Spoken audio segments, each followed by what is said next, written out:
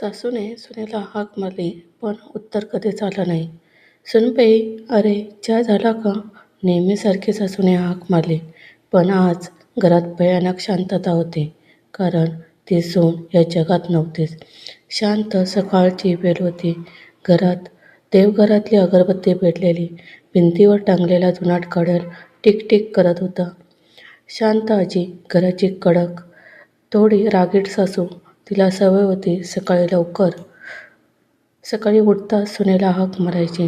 सुनबाई, उठलीस का? नेहमीसारखीच हाक, पण आज काहीच उत्तर नाही. तिने कपाट उघडला, स्वयंपाकघरात गेली, पण तिथेही शांतता. कुठे गेली ही मुलगी, असं म्हणून ती सुनेच्या खोलीकडे गेली. दार अर्धवट उघडं होतं. आत गेल्यावर शांत आजीचे पाय थरथर कापू लागले. सून पलंगावर निश्चल पडलेली, डोळे मिटलेले, चेहऱ्यावर वेदनेची छाया, हातात एक कागद घट्ट पकडलेला. भूतकाळाची आठवण. हीच ती सून जिला शांता आजी रोज टोमणे मारायची.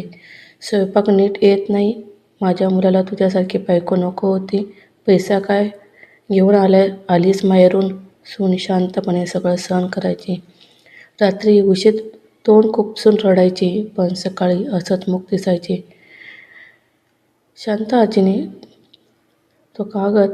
आजीने थरथरत्या हाताने तो कागद उचलला. त्यावर लिहिलं होतं, आई, मला माफ करा. मी तुमचं मन कधीच जिंकू शकले नाही, पण तुमच्या मुलावर खूप प्रेम केलं.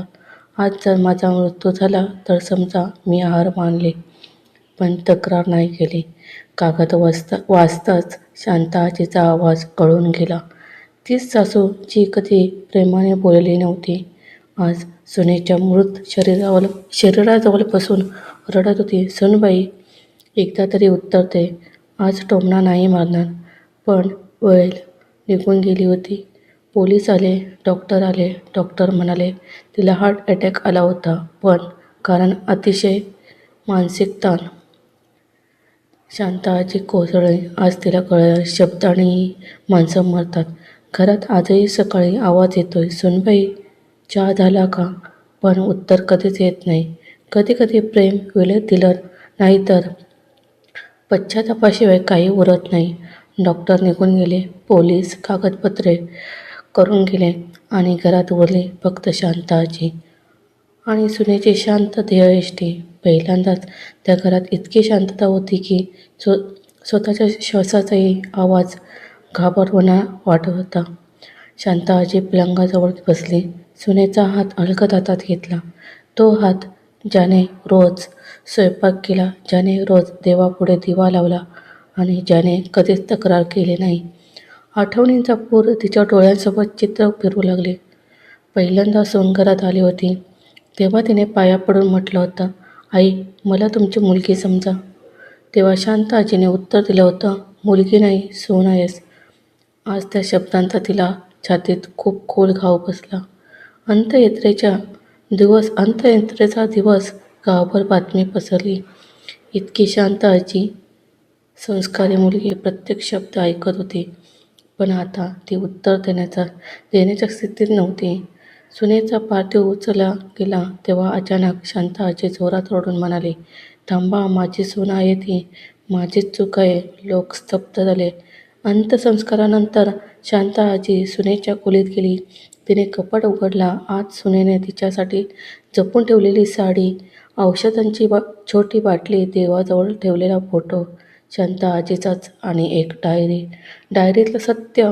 डायरी उघडता शांत आजीचे डोळे भरून आले.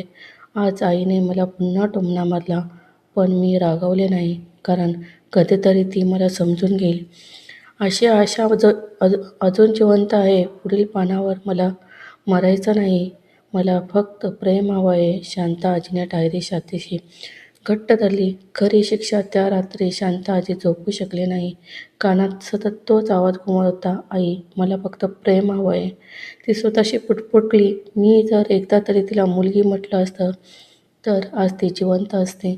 शेवटचं दृश्य. आजही सकाळी शांत आजी चहा करते, पण कप 2 नाही, 3 ठेवते. एक स्वतःसाठी, एक मुलासाठी आणि एक जिचं उत्तर कधीच येणार नाही. हळूच ती म्हणते, सुनबाई, चहा झाला आहे. आणि डोळ्यातून निशब्द अश्रू वाहतात. रात्रीचे 3 वाजले होते. घरात अंधार, पण शांता आजीच्या डोळ्यात झोप नव्हती. अचानक स्वयंपाकघरातून भांड्यांचा हलका आवाज आला. ती दचकून उठली. "सुनबाई" तोंडून नकळत शब्द निघाला. कोणीच नव्हतं, पण त्या रात्रीपासून असं रोजच होऊ लागलं. भास की सत्य? कधी पहाटे देवघरात दिवा पेटलेला दिसायचा, कधी चहा थंड पडलेला सापडायचा. गावात कुजबूज सुरू झाली. सुनेची आत्मा आहे म्हणे, तिला शांती मिळाली नाही म्हणतात. पण शांता आजीला भीती नव्हती. तिला फक्त एक प्रश्न छळत होता, मी जिवंत असताना तिला मारलं का? एका दिवशी मुलगा कामावरून लवकर आला. त्याने आईला सुनेच्या खोलीत रडताना पाहिलं. तो ओरडला, आता काय उपयोग आहे आई? जिवंत असताना तिला एक शब्द प्रेमाचा दिला नाही. आता रोज रडून काय होणार? शांता आजीने पहिल्यांदा डोळ्यात डोळे घालून उत्तर दिलं, मी आई नव्हते रे, मी फक्त सासू होते. तो वाक्य ऐकून मुलगा गप्प झाला. दुसऱ्या दिवशी गावात सभा बोलवली गेली. शांता आजी उभी राहिली. तिचा आवाज थरथरत होता. आज माझी सून नाही, पण माझा अपराध जिवंत आहे. संपूर्ण गाव शांत. ती पुढे म्हणाली, मी तिला सोडलं नाही, पण मी तिला प्रेमही दिलं नाही. आणि तेच माझं पाप आहे. लोकांच्या डोळ्यात पाणी आलं. सुनेचं स्वप्न त्या रात्री शांता आजीला स्वप्न पडलं. सून समोर उभी होती, हसत होती. ती म्हणाली, आई, आता मला दुखत नाही. शांता आजी रडत म्हणाली, मला माफ करशील का? सून उत्तरली, माफीपेक्षा आता इतर सुना वाचवा. आणि स्वप्न तुटलं. पुढील दिवसापासून शांता आजी बदलली. गावातल्या नव्या सुना त्यांना ती म्हणू लागली, मुलगी, काही अडचण असेल तर सांग. लोक आश्चर्यचकित झाले. ती प्रत्येकाला एकच वाक्य सांगायची, मी शिकले, उशिरा, पण महागात. आजही सकाळी ती देवघरात दिवा लावते आणि हळूच म्हणते, सुनबाई, आज तरी माफ कर. दिव्याची ज्योत आलते, पण उत्तर नाही. शांता आजी आता बदलली होती, पण घर नाही. घर अजूनही तेच होतं. भिंती, देवघर, स्वयंपाकघर, पण घराला श्वास हरवला होता. सून गेल्यानंतर घरात कोणी हसत नव्हतं, कोणी ओरडत नव्हतं, कोणी रडतही नव्हतं, कारण रडायला कारण उरलं नव्हतं. वेळेची शिक्षा. दिवस जात होते, महिने होत होते. मुलगा नोकरीसाठी शहरात शिफ्ट झाला. घरात उरली फक्त शांता आजी. पूर्वी ती म्हणायची, मला कोणाची गरज नाही. आता तिला कळलं होतं, गरज माणसाला नसते. माणसाला माणसाची गरज असते. चहाचा कप. एक सकाळी तिने चहा केला. 3 कप ठेवायची सवय होती, पण आज हात थांबला. ती हसली. पहिल्यांदाच कटू असू. आता 2च पुऱ्या.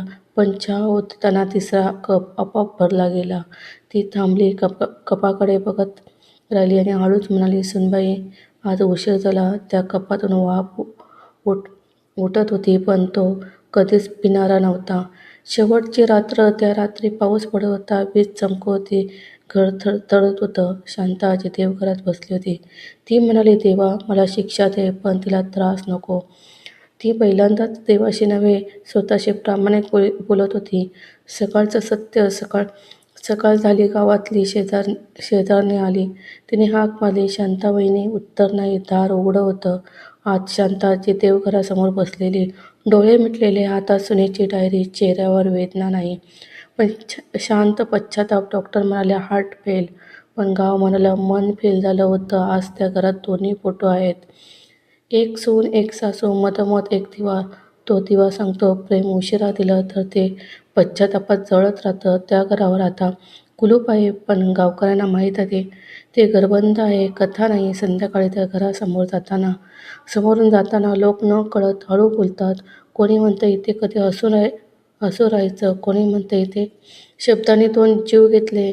सुनेची डायरी गावाच्या वाचनालयात ठेवली गेली. पहिल्याच पानावर मुलाने लिहिलं, ही डायरी कोणावर आरोप करत नाही. ती फक्त एक गोष्ट सांगते, प्रेम वेळेत दिलं असतं तर आज 2 चित्ता पेटल्या नसता. लोक डायरी वाचतात आणि बाहेर येताना डोळे पुसतात. त्या घटनेनंतर गावात काहीतरी बदललं. सासवा बोलताना थांबू लागल्या. सुना मन मोकळं करू लागल्या. घरात तू ऐवजी बाळ शब्द येऊ लागला. कोणी मोठा बदल नाही केला, पण छोटे शब्द बदलले. दरवर्षी त्या घरासमोर एक दिवा लावला जातो. कोणी नाव लिहित नाही, कोणी भाषण करत नाही. फक्त एक पेटी असते. इथे प्रेम उशिरा आलं. आजही कुठेतरी एखादी सासू सुनेला हाक मारते, हे ऐकतेस का? आणि सुनेने जर उत्तर दिलं तर समजा ही कथा अजून एका घरात घडू नये म्हणून जगते. माणसं मरतात तेव्हा नाही, जेव्हा आपण त्यांना ऐकणं थांबवतो तेव्हाच. ही कथा आवडली असेल तर चॅनलला सबस्क्राईब करा, लाईक करा, शेअर करा.